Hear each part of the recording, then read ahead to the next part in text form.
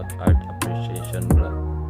It's all about the art that moved me, a journey through world, Asian, and Filipino art. So first, I'm going to discuss is the world art, The Starry Night by Vincent van Gogh. So,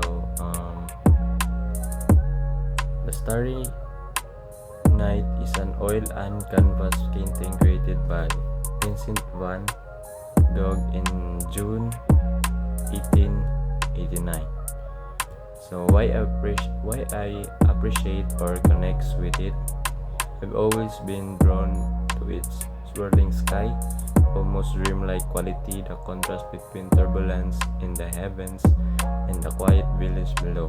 It evokes a sense of awe and introspection, how small we are, how vivid our inner emotional landscape can be. Cultural or historical significance. This work was painted during Van Gogh's stay at the Asylum of Saint Paul de Mosul in Saint-Rémy-de-Provence, France, where he was dealing with mental health struggles. The village in the painting is imaginary, combining what he saw from his window and his imagination vision. Today, it is considered as one of the touchstones of modern art, widely recognized and referred. Viewing this painting helped me see how art can capture inner emotional states, hope, unrest, and reverie, not just external reality. It made me realize that art isn't always about perfect likeness, but about feeling. In culture shows how an individual view can become universal. It reminds us that vulnerability, imagination, and belonging are human constants.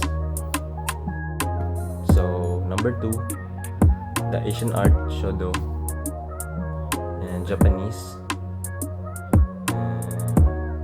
Shodo, literally the way of writing, is the Japanese art form of calligraphy using brush and ink to write characters in an express artistic manner.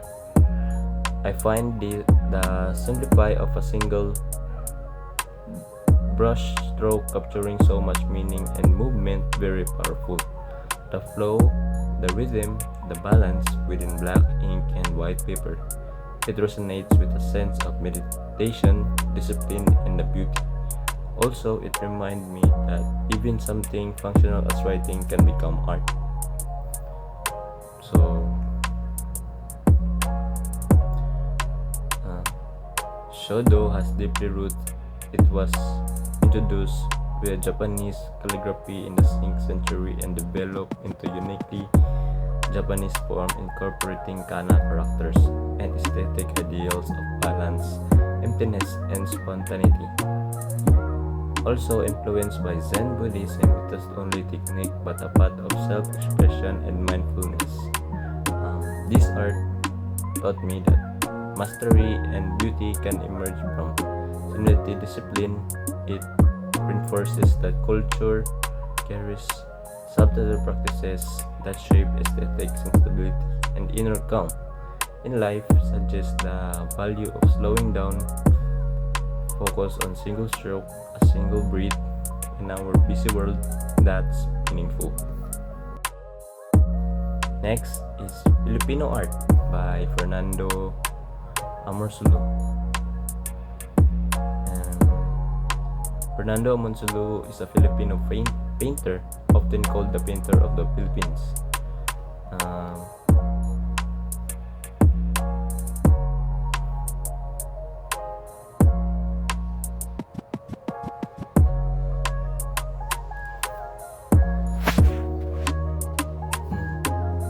He is highly celebrated in the Philippines and is designated a national artist. His scenes of rural Filipino life, the play of sunlight, the gentle optimism, they bring warm familiarity, a sense of home for someone from the Philippines. His works feel like capturing the spirit of the land. the people, and our culture to evoke the nostalgia, pride, and comfort. Marcelo's painting helped shape Filipinos' national identity. He often depicted national costumes, rural life, the Filipino countryside. A counterpoint to colonial influences, his technique of backlighting and use of tropical light become key features. His work reflect both the beauty of the Philippines landscape and a cultural assertion of Filipino aesthetics. Marcelo's art reminds me how art can root you in place.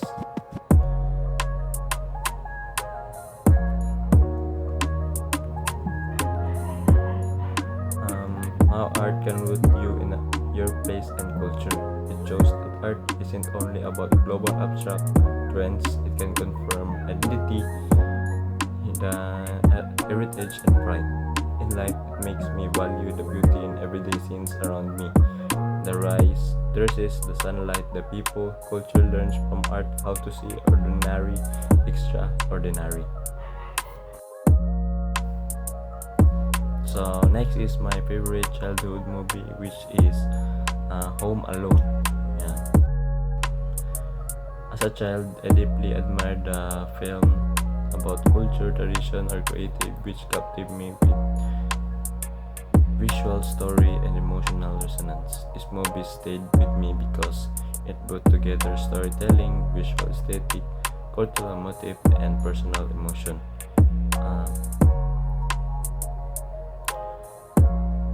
This movie stayed with me because it brought together storytelling, visual aesthetic, cultural motif, and personal emotion. I connect with the characters, the settings, the underlying message of creativity and or cultural heritage. It felt like more than entertainment, it felt like a window into art and life. The film explored the cultural traditions or showcase an artistic form or a told story of a heritage. Therefore, it helped me understand the importance of preserving culture, of creative expression, and the role of art in shaping identity. This personal piece helped me realize that art doesn't have to hang in a museum to matter. It can be a film, a book, music, something that moves you.